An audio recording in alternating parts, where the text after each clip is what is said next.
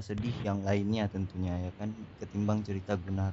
Tapi mungkin melalui cerita Gunar yang hanya tidak begitu sedih, mudah-mudahan ada beberapa hikmah yang bisa kita ambil. Tanggal 26 Desember 2004 itu, hari Minggu ya. Besoknya hari Senin, ujian biologi, Guna ingat sekali. Dan sudah siap untuk ikut ujian. Tapi berhubung hari Minggu pagi itu, Guna bilang sama sepupu Guna bahwa Guna akan pergi ke Simpang 5 sekitaran jam setengah 9. Tapi sebelum pergi ke Simpang 5 saya menonton Doraemon dulu gitu. Jadi setelah nonton film, sesudah mulai film Doraemon itu sekitar 5 menit ya. Nggak lama gempa, kemudian saya tarik adik saya 2 orang yang masih kecil, saya peluk, kemudian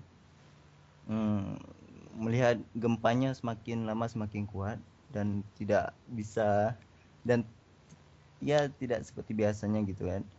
Kemudian nenek serta kakek serta sanak famili ada juga beberapa yang sedang sakit gitu kan. Tiba-tiba alhamdulillah nenek sembuh, sanggup bangun, sanggup berdiri, pegang pohon pohon sawo gitu. Itu nggak lepas-lepas. Serasa rumah seperti terbang ke atas tapi turun ke bawah, tapi di saat bersamaan terbang ke atas turun ke bawah, dia bergeser ke samping. Adik saya bilang, ada apa ini Bong? Nah, ada apa bilang kan?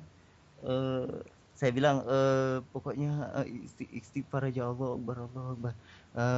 Adik saya bilang, kok nggak berhenti berhenti lu nih? Kenapa nggak berhenti berhenti? Adik saya kena masih kecil, kita nama juga masih kecil nggak tahu apa apa gitu kan. Kemudian setelah gempa kita berdiri semua dan ayah saya bilang, "Duh, PLN jatuh." Jadi kita lihat dari belakang rumah itu nampak langsung PLN bahwa lantai 5-nya, lantai 4-nya itu memang retak dan di belakangnya itu memang hancur total dan atapnya itu bolong sampai ke bawah kosong. Jadi ayah saya langsung pergi ke PLN melihat keadaan dan nggak lama, hmm, ada orang berteriak dari seberang rumah sakit itu, rumah sakit umum ya, rumah saya kebetulan dekat rumah sakit umum, berteriak gitu, air, air, air. Kemudian sepertinya apa, tsunami saya bilang kan, karena dulu waktu kecil saya ada pernah nonton video tsunami dari TVRI yang menunjukkan tsunami di Jepang. Jadi ada sedikit background, walaupun tidak begitu mendetail tentang tsunami. Jadi setelah saya bilang tsunami, uh, semuanya tanya apa tsunami, itu air laut. Setelah apa, bunyi apa alarm dan bunyi meriam ya, meriam sekali. Di saat bersamaan setelah bunyi meriam itu beberapa detik, burung bangau juga terbang. Kita lihat burung bangau hinggapnya tuh pas di samping rumah kami. Dan sawah itu memang penuh dengan burung bangau. Kami mikir kenapa burung bangau ke sini gitu, air laut karena sudah naik. Uh, Setelah itu ayah saya kembali lagi ke rumah bilang, tadi ayah dikejar sama air, jadi nggak usah lari lagi karena semua orang lari. Kita kalau karena mobil kami itu mobilnya egois sedikit, maksudnya egois cuma 4 orang yang muat, sedangkan family kami ada sekitar 21 orang, jadi nggak mungkin. Akhirnya memutuskan jangan lari, kita naik ke atas. Kalau meninggal ya meninggal semua dalam rumah ya, yang penting udah dalam rumah gitu. Kemudian kita masuk ke dalam semua karena masih kecil-kecil semua anak-anak kecil. Hmm, kita nggak lama itu barang 10 menit, entah 10 menit entah 12 menit, kita ngangkat kulkas, kita ngangkat telepon, kita ngangkat TV, kita ngangkat semuanya, kita angkat ke atas. Dan termasuk lemari-lemari juga. Wallahu alam bagaimana kita bisa mengangkat itu dalam waktu hitungan detik bisa naik ke atas, dan bahkan saya nggak percaya bisa naik ke atas gitu. Eh, dan setelah itu air laut naik, Alhamdulillah karena kebetulan rumah kami sawah, di samping-samping sawah, jadi air lautnya mungkin sudah tidak begitu parah lagi mungkin ya, dan udah jauh. Jadi ada sekitaran selutut atau sepinggang. Tapi kalau kita lihat di rumah sakit mungkin seleher. Kemudian sorenya setelah air surut, saya pikir mungkin orang-orang di pinggir pantai selamat. Saya pikir begitu. Karena saya takut berasumsi bahwa ada mayat, jadi saya tetap coba ingin lihat bagaimana keadaan di rumah sakit, dan ternyata ada beberapa orang yang saya pikir tidur gitu. Kenapa mereka tidur gitu di samping-samping jalan? Kenapa banyak sekali orang-orang tidur gitu, dan kenapa orangnya bulat-bulat sekali gitu? Karena merasa masih sangat kecil, dan saya nggak pernah lihat mayat, jadi saya berasumsi bahwa mereka tidur. Tapi begitu sampai ke rumah, saya berasumsi bahwa itu mayat. Jadi karena udah takut sekali dengan bahwa itu mayat, jadi makin makin menjadi-jadi asumsi bagaimana keadaan di luar. Kemudian setelah beberapa hari bertahan di daerah Lamprit itu, yang para tetangganya sudah pada pulang dan ngungsi semua, maksudnya pulang ke Aceh Besar. Aceh Besar kan dekat rumahnya sama Banda Aceh.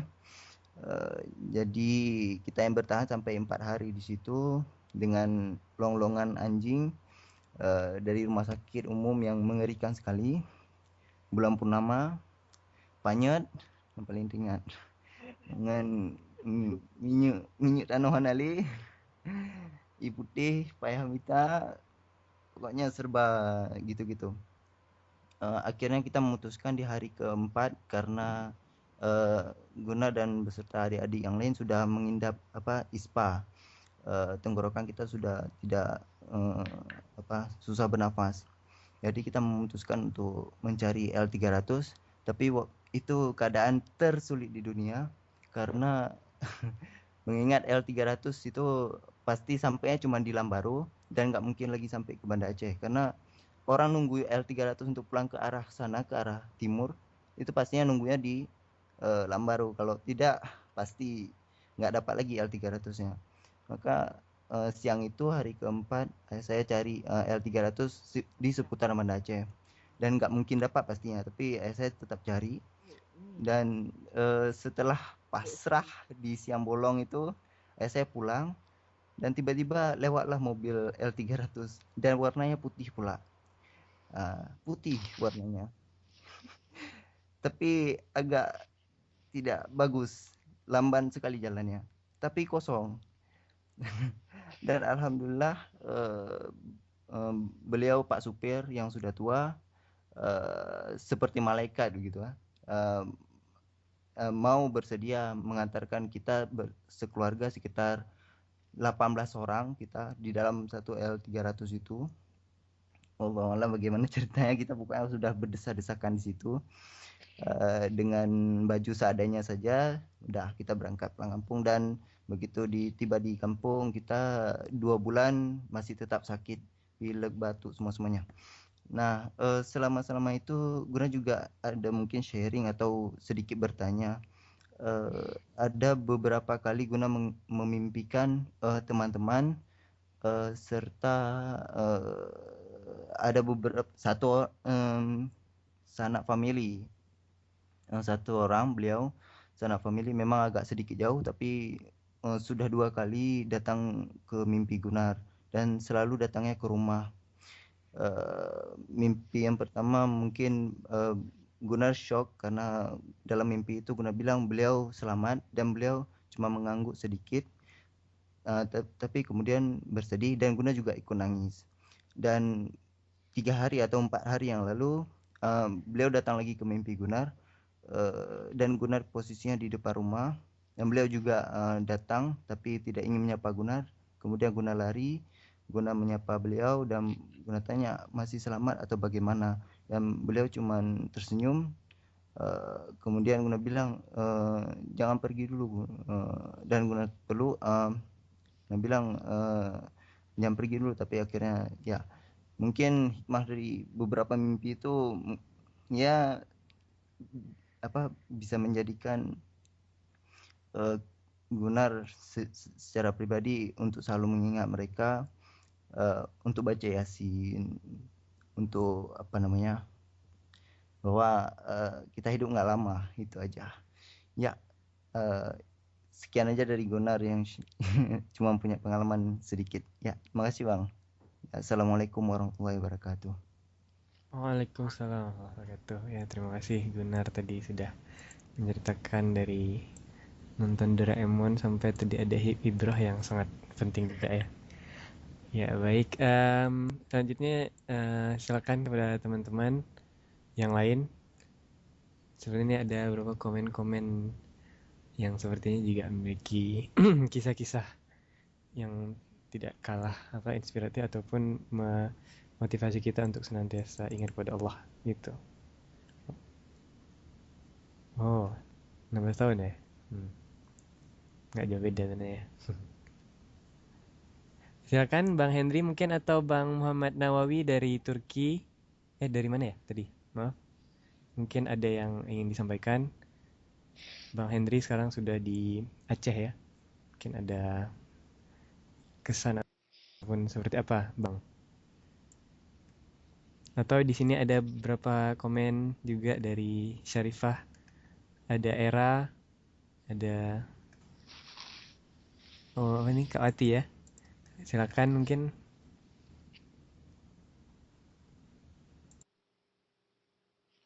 Jadi kita akan batasi acara um, oh, hingga 10.15. Jadi silakan karena kita juga konsiderasinya waktu. Kalau teman-teman ingin ini silakan. Kak Devi di klaster lantai 6 mungkin. Di situ ada beberapa ya. Bu Devi, maaf Bu Devi panggilnya.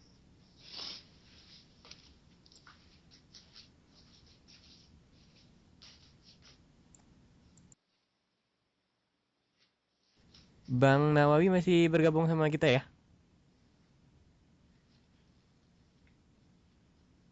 Bang Hendri mungkin ada juga yang mau disampaikan. Baik. Bu Devi ada? Nah, Bang Hendri silakan. Ya, Assalamualaikum. Waalaikumsalam warahmatullahi wabarakatuh. Silakan. Dengar saya. Assalamualaikum warahmatullahi wabarakatuh. Waalaikumsalam warahmatullahi wabarakatuh. Uh, uh, Terima kasih atas kesempatan yang diberikan kepada saya. Ini saya lagi di rumah ya, di Banda Aceh. Alhamdulillah saya ada selesai kuliah. Oke, saya cerita mulainya dari tanggal 25 Desember 2004. Waktu itu kejadian malam tsunami, saya berada di Darussalam karena pada saat itu saya ikut dalam kegiatan panitiaan Olimpiade Matematika di kampus MIPA. Jadi malamnya saya tidur di himpunan. Pada esok paginya kami mempersiapkan acara.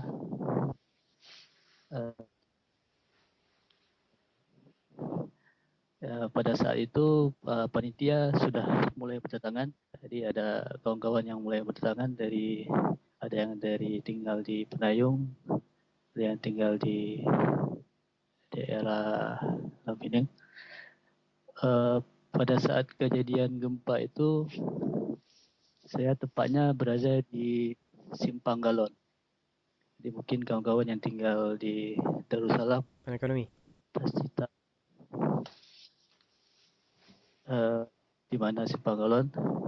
Jadi pada saat itu saya persis berada di jalan Simpang Galon itu, mulai saat gempa sampai selesai gempa saya tetap di situ karena saya lihat di sekeliling saya bangunan di sebelah kiri dan kanan saya tuh mulai bergoyang-goyang.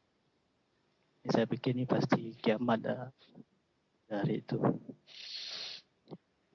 Selesai gempa, saya kembali ke kampus dan saya lihat di kampus MIPA bangunan koridor di belakang MIPA itu hancur. Dan tidak lama setelah itu, setelah mungkin ada 15 menit, saya dengar pengumuman di masjid kampus. Itu Pak Imamnya, saya lupa namanya. Jadi beliau mengatakan, tolong semuanya kumpul di masjid kampus. Karena kebanjiran. Itulah, ada musibah banjir. Jadi kami bergerak terus ke kampus. Kemudian saya lihat korban mulai berdatangan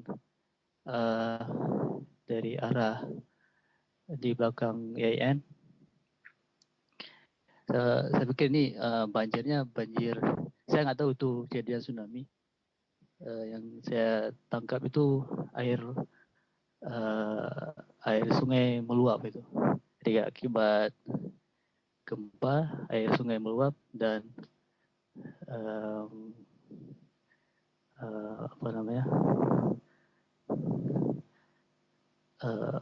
banyak akibat meluap, banyak terjadi korban.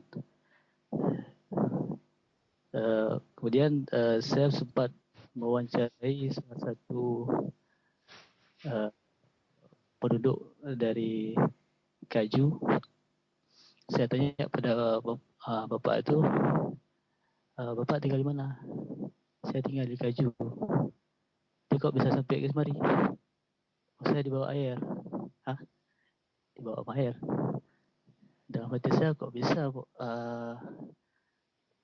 air bisa keluar, air laut bisa bisa keluar dan menghantam Kaju kan? Saya belum terpikir tentang tsunami pada saat itu. Dan sekitar 20 menit korban mulai berdatangan, ada banyak korban di masjid kampus.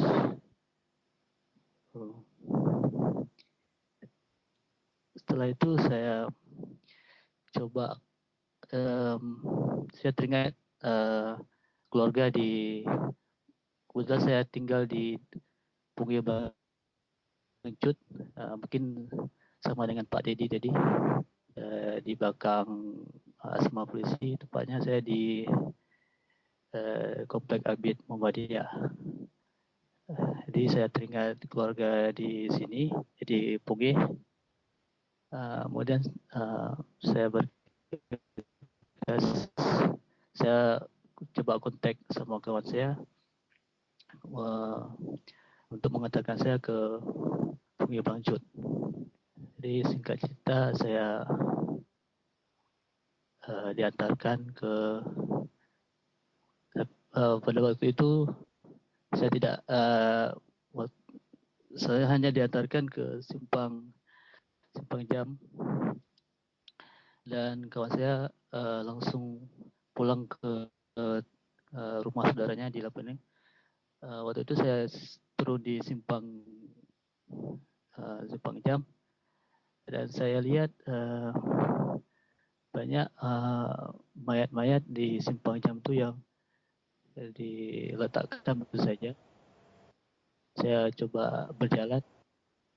Saya heran kenapa orang berjalan mengarah kepada saya. Jadi saya berarah ke Ulele, tapi orang banyak yang dari Ulele itu mengarah kepada saya. Saya lihat kondisi Bang Padang yang sangat tidak bisa dilihat. Di Bang Padang itu semua sampah, mulai mobil, rumah atau rumah tidak bisa diceritakan karena air